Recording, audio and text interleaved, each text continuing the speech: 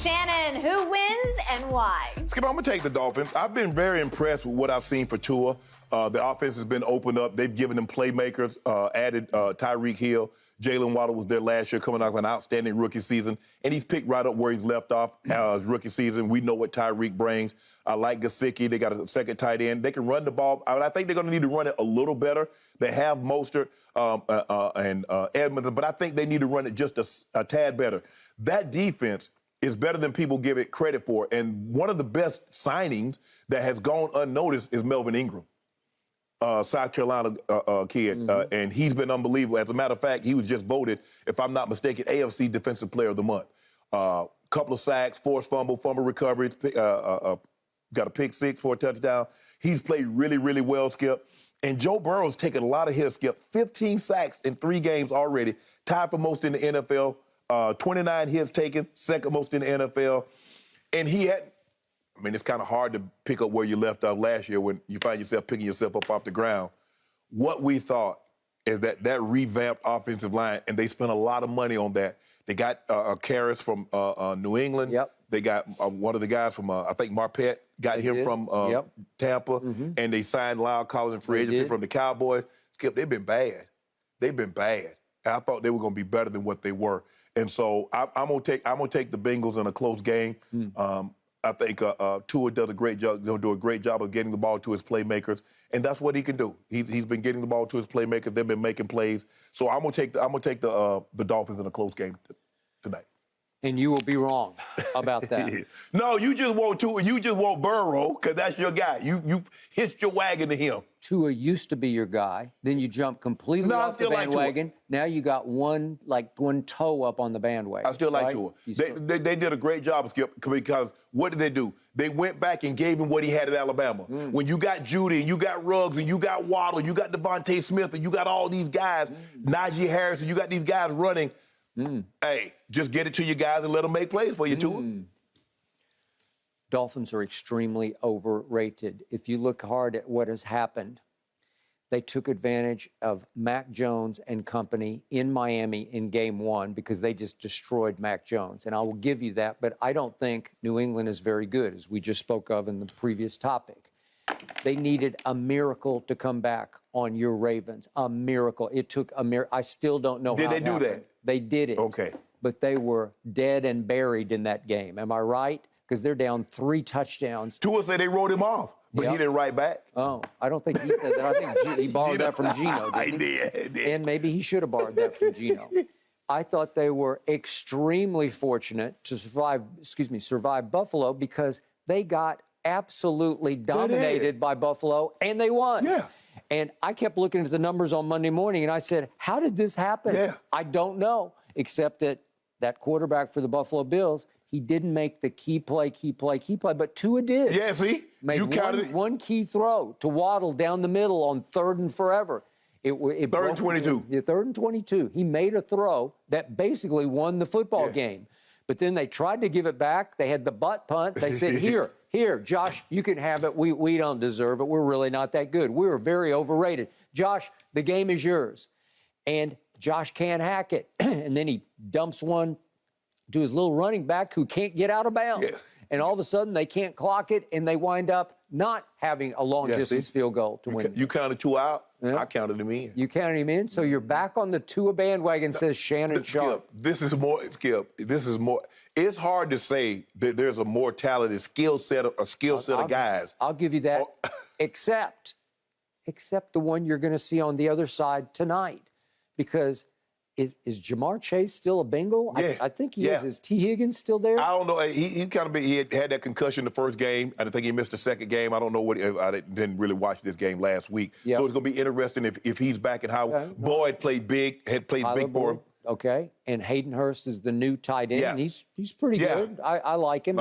Is Joe Mixon still there? Yeah, he's still there. Is Samaje Perine still there? Yep. Let me ask you a question. There. They still got Williams blocking? Yep. Lyle Collins still blocking? Yep. Harris still blocking? Yep. Marpet still blocking? Okay. Who was the most sacked quarterback by far last year in the regular season and in the postseason? Joe Burrow. It wasn't even close. It was 51 times in the regular Joey B. and 19 times. It was way more than anybody else in the postseason. Guess who almost won the Super Bowl? The Bengals. And why didn't they win They it? almost won it. Why didn't they win it? Because Von Miller and Leonard Floyd in finally '99 took it started over. eating. They started eating. at the end of the game. This was the thing, Skip. You said they redid that offensive line. I can't tell. Give them time. Maybe tonight they come Joe Burrow together. said, I ain't got no time. Yeah, When y'all yeah. get time, I'm picking myself up off the ground. He's like, I'm knocking on wood for him. It feels like he's indestructible, even though he had the knee injury. But last year he was indestructible. He's still a top 5 quarterback. Pro Football Focus still graded him last year, start to finish, all the way through the Super Bowl, as the #1 quarterback in all of pro football. He's really, really good. Of the young quarterbacks, he's the closest thing I see to Thomas Edward Patrick Brady Jr. And I believe you're going to see that on display on Thursday Night Football tonight, because they need to get healthier faster, because I think they're still the team that will win the AFC. They have to win this game tonight, especially on a big stage against a hot team. I ain't even picked them to win the division. I got Lamar. I got LJ. Okay, all right. Well, you could be right about that, but I got Orange. I got Bengals. I got Burrow. And they coming out there and they throw back, they Tiger White helmets and everything. Yep. Tua just gonna come out there and carve them up. Is he going to carve them up like a thing, like a Halloween pumpkin. You know, I still see those passes just hang in the air, and I say, is it ever going to get there? Everybody, hey, they so wide open, they don't. It's like smoke's coming out of the back of the ball. It's like, Skip, like it's coughing and belching trying to get home. What about that dart that he threw to the tight end? Craig Crab. I didn't see. Oh, for the Yeah, you saw that dart? It was pretty good. I mean, he's no Cooper Rush, but There you go, Cooper Rush. Cooper Rush has a better arm. You got to give him No. that. He's got a better arm than Tua does. Tua's got a soft arm. It still is. He's going to drive Tyreek nuts. Maybe it's something about the left-handed quarterback, Skip. But left-handed quarterbacks always throw with touch. I mean, you look at Steve, you look at Kenny Stabler, Jim Zorn. None of them have like the Elway or the Mahomes type. Yeah. Maybe that's. See, left-handed pitchers, they make all the money. They don't be. My little Tua at University of Oklahoma, he's got a pretty good arm. He's got a much better arm. I couldn't tell, nigga, at K-State. He put up, what was it, Not enough points. 35 points or whatever it was, but we gave up 41. Martinez. It was a disaster. Hold up. You just told me Brett Venables. Ooh, he played defense in the Big 12. And Martinez, he said all along they was holding me back at Nebraska. He got with a new team and ran. Wow. He ran right down our throats. I've never been more disappointed in an Oklahoma football coach than I was in Brent Venables. I did not see that coming. I did. You can listen to my podcast that just got posted today, and I go crazy about it. You know who else saw it coming? Yeah. God did. He saw it coming, God too. did? Yeah, he saw it coming. Really? I told you y'all were overrated. You didn't want to hear that. You're overrated. You had no idea. I what did. we were. I thought we were destined to get even with stinking Lincoln in the national semifinal, and it's over. No. Yeah. You get to one of the most Then big I had to behemoths. sit and watch stinking Lincoln survive at Oregon State right after my game because Caleb threw a late touchdown. Skip, you know it's gonna really hurt if he in the college football playoff. You know it's gonna really hurt if he in the college football playoff, Skip. It's gonna really hurt. Kill me. Yeah. Why you care? You say you get your blast thinking like a goal. We got us a real coach. We got Brent Venables. I thought we had a real defense, and we got real nothing.